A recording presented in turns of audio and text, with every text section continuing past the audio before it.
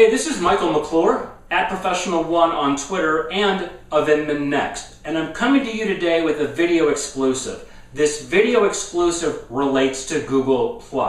Yesterday, I had the unique opportunity to attend my very first Google+ Up. What made this event truly extraordinary was the fact that it was called by and hosted by Brad Horowitz.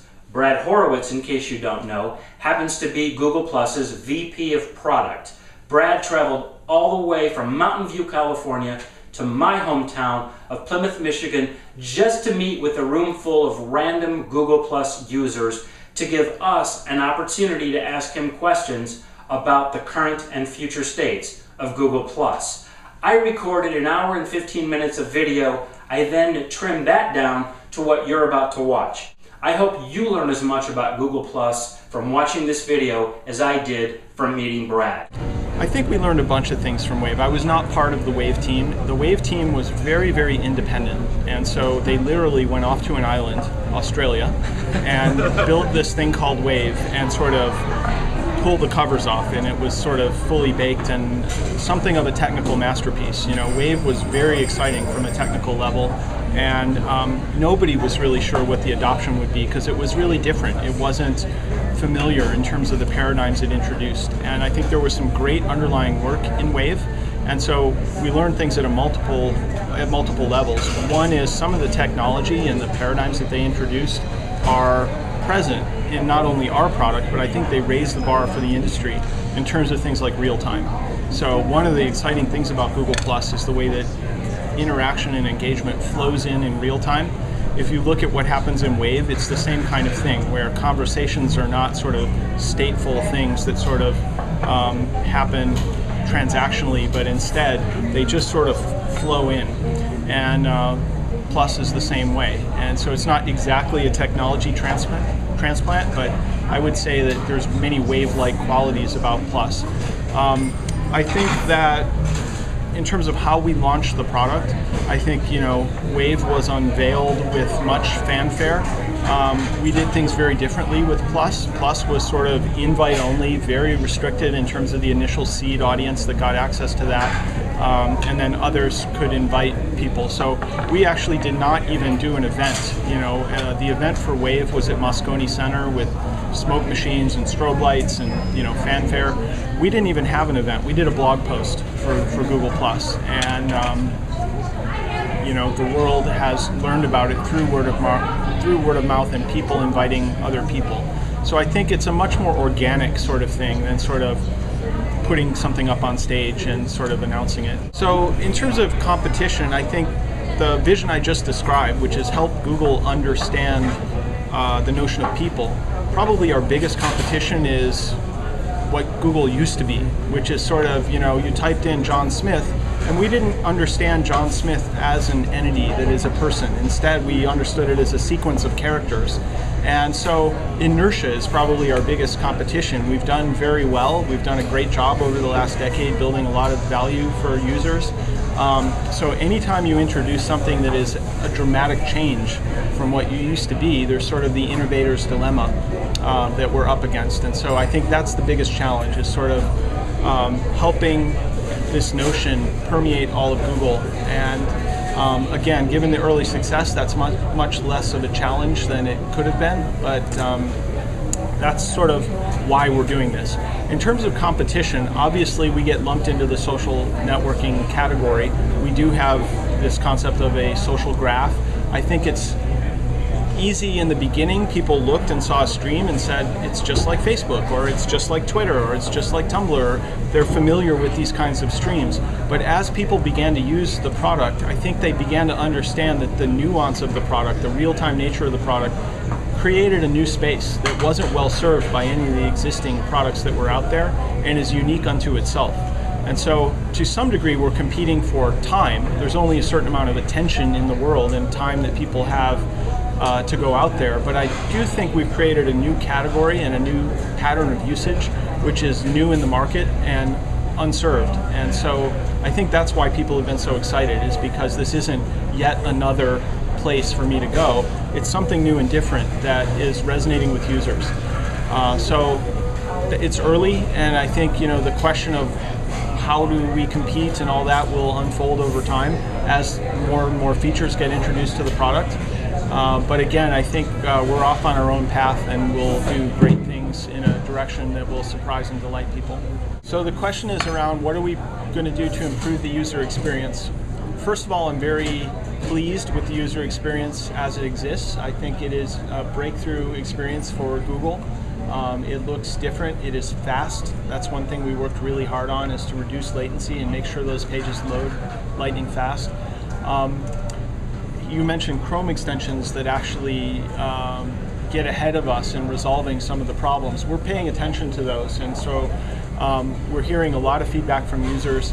I think the flavor of immediate remedies that come to mind are sort of two flavors. One is around noise control, that if you follow a bunch of active posters in the stream, they tend to dominate your stream, and the experience is not good. Other content gets drowned out. You see a lot of duplication as reshares happen and the same post gets shared multiple times.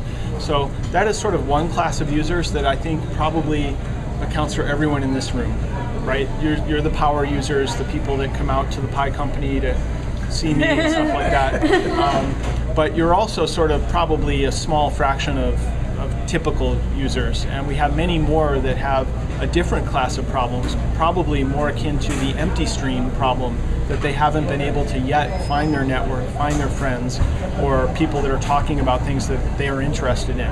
And so we're attacking both of those, and I think you'll see developments on both sides.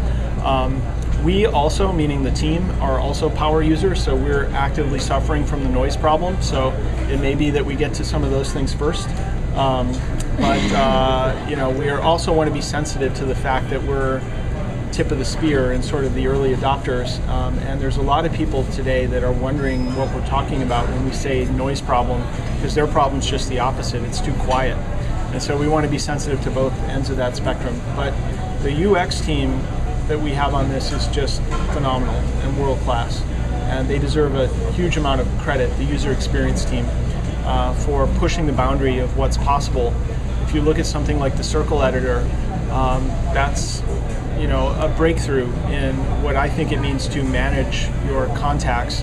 It's delightful, it's fun, it's whimsical, it's easy to use, and there's a lot of improvements coming there. I know, especially for power users that might have thousands of people that they've encircled, it gets a little tedious, and I think we have some great improvements to deal with the scale problem. So you can look for those coming soon. Where does the process stand regarding business profile creation?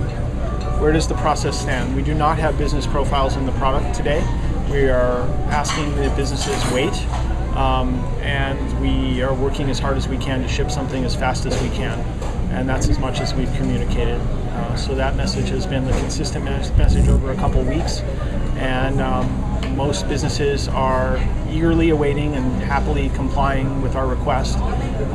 And I do know, having seen the plans, that we have something great in store for them, and we will make it worth their wait. When they do get onto Google+, they will do it in a way that is really great for them and will help them build audience and make great connections with leads and consumers, and will be a much better experience than trying to shoehorn into the existing user namespace we have now. I share your pain, especially around reshare is one of the most oft heard complaints around the disparity between the mobile app and the desktop app. I think that there's a tension. I think, as we talked about nearby before, we want to acknowledge that the mobile use case is slightly different. There are sensors and data available to us on mobile that are not as easily accessible on desktop. And so you want to sort of optimize for the form factor in the device you have, as opposed to having a smaller desktop experience on mobile. And similarly, huddles are immediately and obviously more useful on mobile, but it doesn't mean we shouldn't have them on desktop or that they should be locked away from you. So I think it's a really important and good question. I think that over time there should be more and more convergence, but the way that we thread the development process may be slightly different on mobile and on desktop. We might get to certain things first on the mobile platform that will later sort of accrue to the desktop platform. But things like not being able to reshare are there is no good reason for that other than, you know, we're getting there. Yeah, it's just, you know, that one I can say we will get there as soon as possible. You know, we've taken a ton of flack for how can Google launch a stream that does not have search as part of it. And it turns out we do have some search expertise at the company that sort of also came running to the rescue and sort of will create a fantastic remedy to this problem so that you'll be able to go on to Google Plus and do the things you would expect to do, and I think then some. So I think we will not only have an adequate search experience that meets your expectations, we will have a fantastic experience that will astound you. I'm very excited about that, and I think it will be part of the remedy to your question. What is the one thing that you would want people like us to hear from you as a spokesperson for Google+? I guess I would ask for your patience. You are getting a sense just from being peppered with questions like this. What about mobile? What about tablet? What are you doing with Hangouts? When are business profiles going to be in? When can enterprise users sign up? You know, all of these things are sort of raining down on us. Search, when are you going to have search?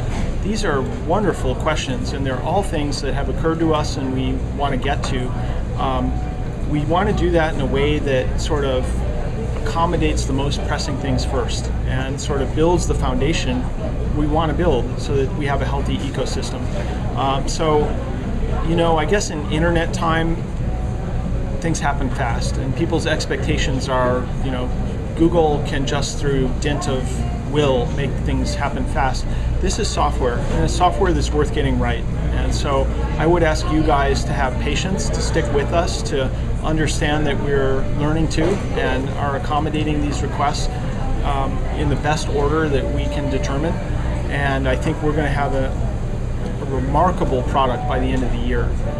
So thank you guys for being early adopters. It takes a special kind of person to do that and put up with the failings of the product. I apologize for those, but we're going to make it worth your while for getting on early and sticking with us. That's what I would ask you guys to know.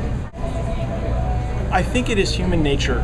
You know, some comedian, you guys will know this, you're social media nuts, you know, has this rant about the world is amazing and everyone's complaining. You guys Louis know? C.K. Yeah, Louis C.K. And there's some of that going on, right? Like, as soon as you give people the candy, immediately it's what's next? Why can't it do this and do that? So, and we're as guilty of that. Like, it's not that Google likes to move slowly. I mean, we are desperate for the features that you guys want, because again, we've been in the product longer than anyone, and so we're feeling the pain around what is the temporal decay of circles and things like that. We're sort of the earliest of early adopters, so these are all reasonable questions, and you know, I don't begrudge any of them. They're sort of the right questions, and they're the helpful questions, because this is how we triage, is sort of by assessing the feedback that we're getting and sort of understanding that, you know, 100,000 people have this pain point, but 5 million people have this pain point. It makes it easy to understand which we need to address first. We relate, we understand, we have these things, and there's no bad suggestions. There's only, you know, the process of sort of collecting them all. And I want to say also, our team and our process, more than any other Google product I've ever seen, we are able to sort of have a pulse on what's going on for users, both in terms of how they're using the product and what they're saying, and that has been invaluable. But I do feel a lot of love. Thank you guys for coming out. It's not as if we're sort of, you know, beating ourselves up or sort of feeling down in the dumps about the product. We're also really excited, and we're getting lots of love from the community. It's just that, you know, we want to make it better.